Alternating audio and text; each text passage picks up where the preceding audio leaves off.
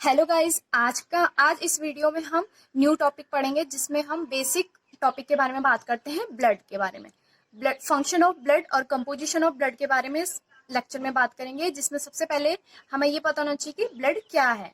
Blood human का एक body fluid होता है जो कि सर्कुलेट होता है वेन से और आर्टरी से। इसका जो मेन फंक्शन होता है वो ये होता है कि वो ऑक्सीजन को पूरे सेल्स और टिश्यूज तक पहुंचाता है और वहां से जितने भी वेस्ट प्रोडक्ट होते हैं उनको वो बॉडी से बाहर करता है। मेन फंक्शन वो क्या करेगा, जो हमारे लंग्स है, ठीक है, लंग्स जो लंग है वो क्या करता है, वहां से ऑक्सीजन को टिश्यूज तक पहुंचाता है। ठीक, टिश्यू तक पहुंचाता है। वो कैसे पहुंचाता है? ब्लड में क्या होते हैं, आरबीसीज होते हैं। ठीक है, आरबीसीज के अंदर हमारे हीमोग्लोबिन होते हैं। तो जो हीमोग्लोबिन है वो ऑक्सीजन से जाके बाइंड कर लेता है। जब उसने ऑक्सीजन से लेके बाइंड किया तो फिर जो हीमोग्लोबिन है वो सेल्स और टिश्यू में जाता है, पूरी बॉडी में सर्कुलेट होता है और वहां जितने भी वेस्ट प्रोडक्ट हैं, ठीक है, उनको वापस लेके आता है और बॉडी के थ्रू वो बाहर कर देता है। जैसे लंग है, ठीक है, लंग में वो क्या करेगा, लंग में जैसे हमारा जो वेस्ट प्रोडक्ट है कार्बन डाइऑक्साइड, ठीक है, वो लंग्स में लेके आएगा और उसको बॉडी से बाहर करेगा, लंग लेके आएगा। देन अगर और जो वेस्ट प्रोडक्ट है जैसे कि यूरिक एसिड है, यूरिया है, तो उनको वो यूरिन के थ्रू हमारी बॉडी से बाहर करेगा। ये होता है मेन वर्क ब्लड का।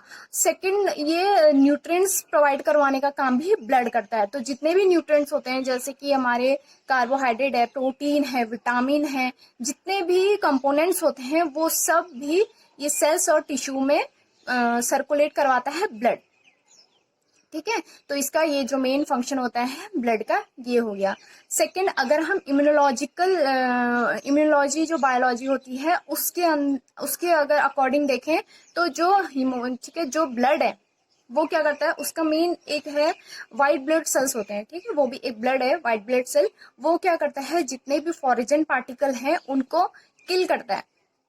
एक काम ये हो गया। सेकंड काम ये है कि वो क्या करता है, कोगुलेशन की प्रोसेस होती है। ठीक है, वो किससे होती है, प्लेटलेट। प्लेटलेट भी किसका पार्ट है, ब्लड का पार्ट है। वो मैं आगे जाके कंपोजिशन में बताऊंगी। तो जो प्लेटलेट होता है, प्लेटलेट्स होती हैं, वो क्या करता है, जब हमें कभी भी कोई इंजरी हो जाती है, ठीक है, या कोई घाव हो जाता है, तो जो कट हो जाता है तो उस टाइम पे उस ब्लीडिंग को रोकने के लिए प्लेटलेट वर्क करता है।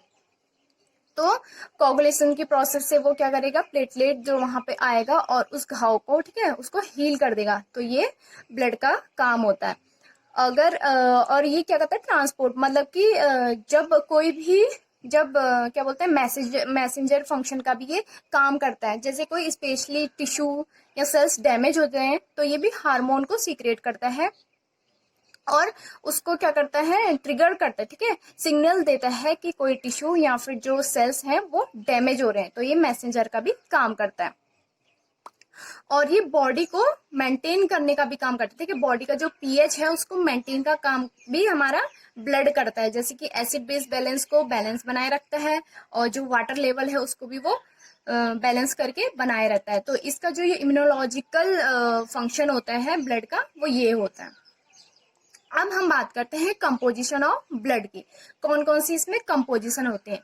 ठीक है, अगर देखो जो ब्लड होते हैं उसके दो कंपोजिशन होते हैं, जिसमें एक आता है प्लाज्मा और सेकंड आता है जो भी सेल्स है।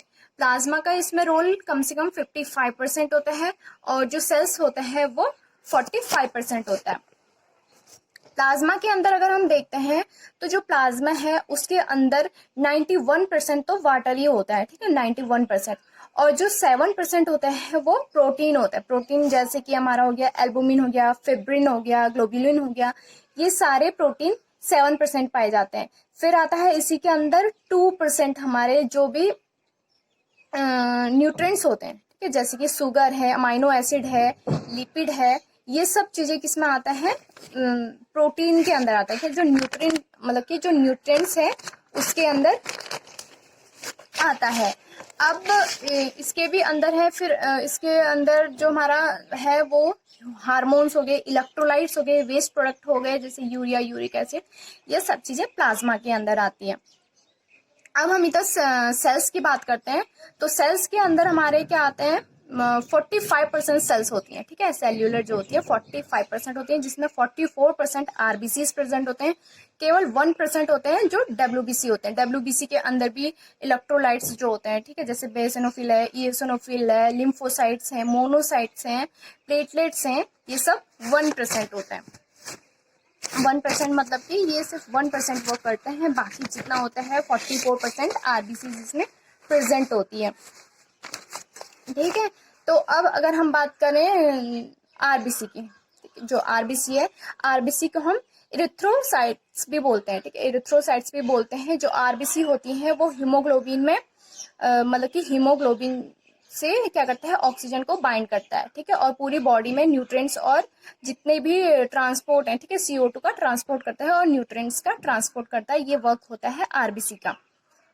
ये क्या होता है, सर्कुलर और बाइकॉनकेव होता है और नॉन न्यूक्लिक एसिड होती है, ठीक है, नॉन न्यूक्लियोटिक डिस्क होती है इसमें, और इसका जो साइज होता है वो 7 से 8 माइक्रोमीटर होता है, और जिसकी थिकनेस होती है वो 2 माइक्रोमीटर होती है, और इसका जो लाइफ स्पैन होता है ये 120 डेज होता है, ठीक है। 120 डेज के बाद ये क्या होता है, डिस्ट्रॉय हो जाते हैं, और वो जो डिस्ट्रॉय होते हैं वो कहाँ होते हैं, लीवर या स्प्लीन में होते हैं, जिसको हम क्या बोलते हैं, ग्रेव ऑफ आरबीसी या ग्रेवयार्ड ऑफ आरबीसी बोलते हैं, ठीक है।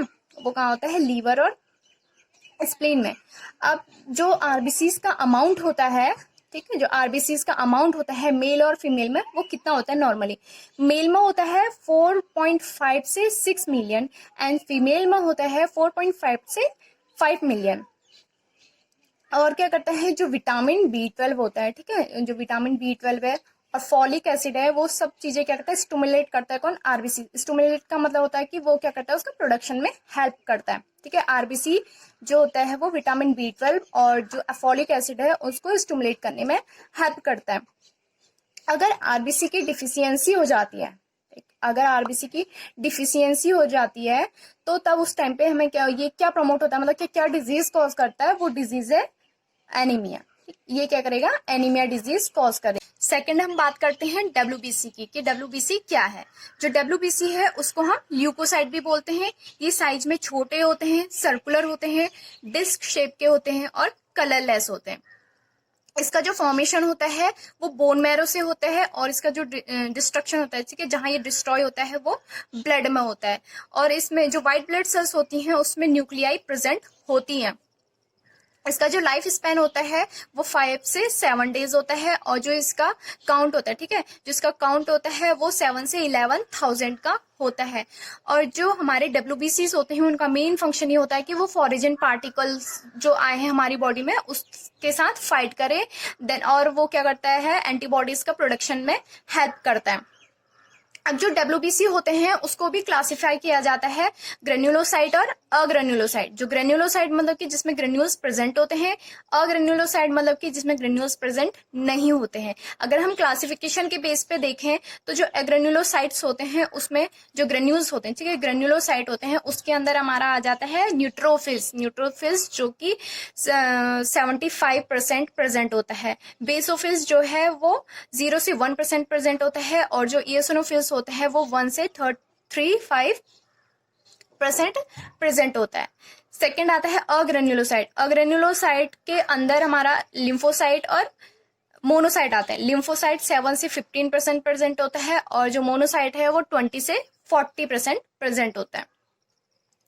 अगर हमारी बॉडी में डब्ल्यूबीसी का इंक्रीजमेंट होता है तो वो मेनली क्या कॉज करता है, ल्यूकेमिया कॉज करेगा, ठीक है। ल्यूकेमिया का मतलब है कि वो कैंसर मतलब कि कैंसर कॉज कर सकता है, ठीक है। और जो या फिर जब हमारी बॉडी में कोई भी इन्फेक्शन होता है, ठीक है, कोई भी वायरल या बैक्टीरियल डिजीज होती है तो उस टाइम पे भी डब्ल्यूबीसी का जो काउंट होता है वो इंक्रीज हो जाता है। अब थर्ड हम बात करते हैं प्लेटलेट्स के बारे में, ठीक है। प्लेटलेट्स को हम थ्रोम्बोसाइट भी बोलते हैं। ये स्मॉल मतलब बहुत स्मॉल साइज के होते हैं और 2 to 3 माइक्रोमीटर प्रेजेंट होते हैं, और इसमें जो न्यूक्लियाई होती है वो प्रेजेंट नहीं होती है। अगर काउंट के बेस पे देखें तो 1.5 से 3.5 लैक्स के बीच में ये होती है, इसका नॉर्मल वैल्यू होती है। और इसका जो लाइफ स्पैन होता है वो 5 से 7 डेज का होता है। और जो प्लेटलेट्स होती हैं वो मेनली हेल्प करती हैं क्लॉटिंग में। मैंने भी बताया था, जब कहीं पर इंजरी या फिर कट हो जाता है तो जो ब्लीडिंग रोकने का वर्क होता है वो प्लेटलेट का होता है। वो किसके थ्रू करती है, जो कोगुलेशन प्रोसेस होती है उसके थ्रू हमारी जो कट या फिर जहाँ पे इंजरी हो गई है उसको हील करने में हेल्प करती है। तो ये था हमारा कंपोजिशन ऑफ ब्लड। तो हमारा फंक्शन ऑफ ब्लड और कंपोजिशन ऑफ ब्लड खत्म हो गया। आज के लिए इतना ही काफी। Thank you.